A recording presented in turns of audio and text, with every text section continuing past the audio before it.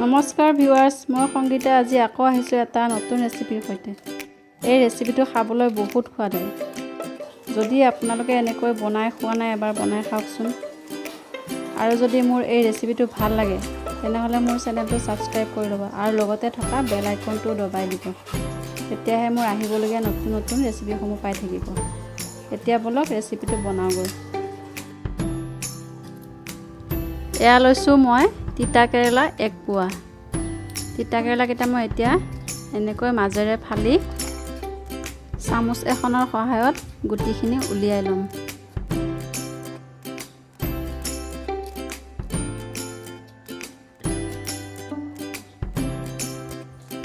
এইখিনি মই ধুনীয়াকৈ ধুই ল'লোঁ।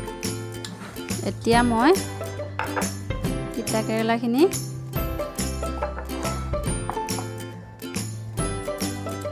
এনেকৈ মিহি মিহিকৈ কুটি ল'ম।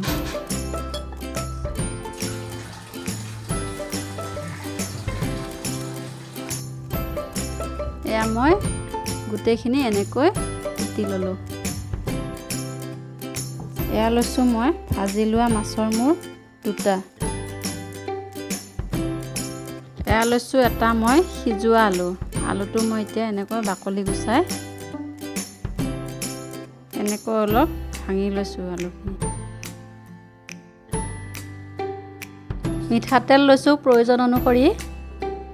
এতিয়া ল'ম মই সৰু চামুচ এখনেৰে জিৰা গুড়ি আধা চামুচ, ধনিয়া গুড়ি আধা চামুচ, জালুকৰ গুড়ি অকণমান, হালধি প্ৰয়োজন অনুসৰি। ইয়াতে লৈছোঁ মই শুকান জলকীয়া 2টা, তেজপাত 2 খিলা, পিঁয়াজ এটা ডাঙৰ চাইজৰ, কেঁচা জলকীয়া 2টা ফালি লৈছোঁ। এইখিনি মই তিতা কেৰেলাৰ লগত একেলগে থৈ দিলোঁ। ইয়াতে লৈছোঁ আদা অকণমান ৰুকি লৈছোঁ। এয়া লৈছোঁ আদা নহৰুৰ পেষ্ট সৰু চামুচেৰে 2 চামুচ। নিমখ লৈছোঁ সোৱাদ অনুযায়ী।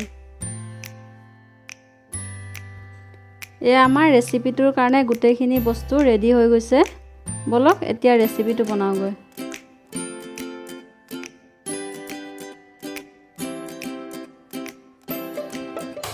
এয়া মই গেছটো জ্বলাই কেৰাহীখন পাতি দিছোঁ গৰম হ'বলৈ। কেৰাহী আমাৰ গৰম হৈ গৈছে। মিঠাতেল দিলোঁ প্ৰয়োজন অনুসৰি। এইখিনি অকণমান গৰম হ'বলৈ দিম। কেৰাহী গৰম হৈছে। ইয়াতে মই তেজপাতকেইটা আৰু শুকান জলকীয়াকেইটা দি দিছোঁ। অকণমান ৰঙচুৱা হোৱালৈ ভাজিম।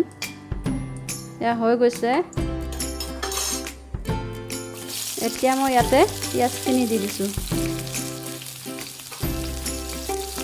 অকণমান লৰাই দিছোঁ।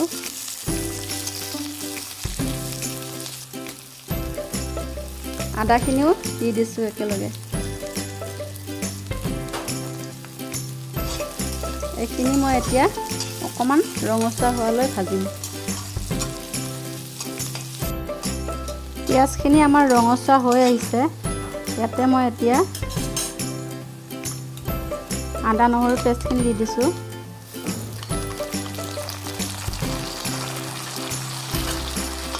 অকণমান লৰাই দিছোঁ। এতিয়া মই ইয়াতে গুড়ি মছলাখিনিও দি দিম।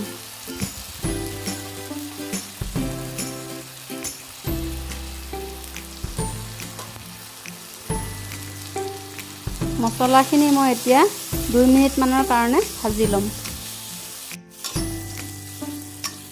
মছলা ভজা হৈ গৈছে। ইয়াতে মই এতিয়া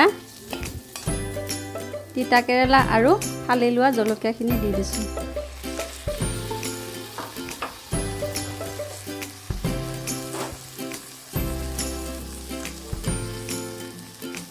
নিমখ দিছোঁ সোৱাদ অনুযায়ী।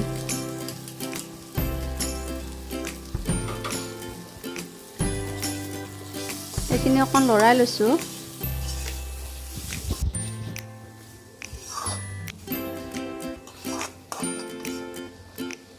ইয়াতে মই এতিয়া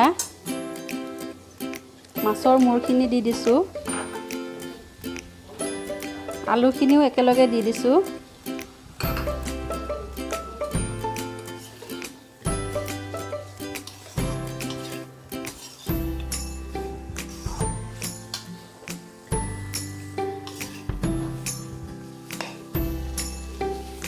মাছৰ মূৰখিনি মই এনেকৈ ভাঙি দিছোঁ। এনেকৈ গোটেই মাছৰ মূৰখিনি মই ভালকৈ ভাঙি এইখিনি মই এতিয়া 10-15 মিনিটমানৰ কাৰণে ধুনীয়াকৈ ভাজি ল'ম। প্ৰয়োজন হ'লে আপোনালোকে অকণমান পানীও দি ল'ব পাৰে।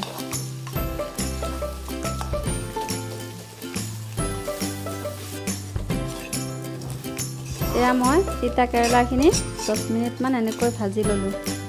এতিয়া মই ইয়াতে পানী দি দিছোঁ। এইখিনি সিজাৰ জোখত দিছোঁ পানী মই।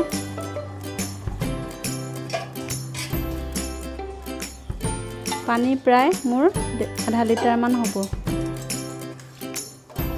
এতিয়া মই এইখিনি ঢাকনি এখন মাৰি সিজিবলৈ দিম।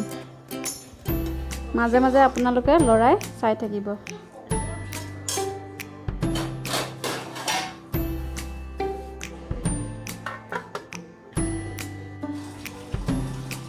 এয়া 15 মিনিট পিছত চাওক, আমাৰ তিতা কেৰেলাৰ পানীখিনি শুকাই আহিছে।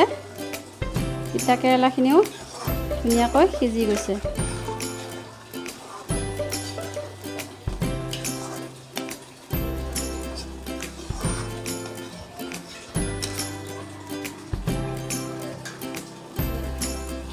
একেবাৰে শেষত মই এতিয়া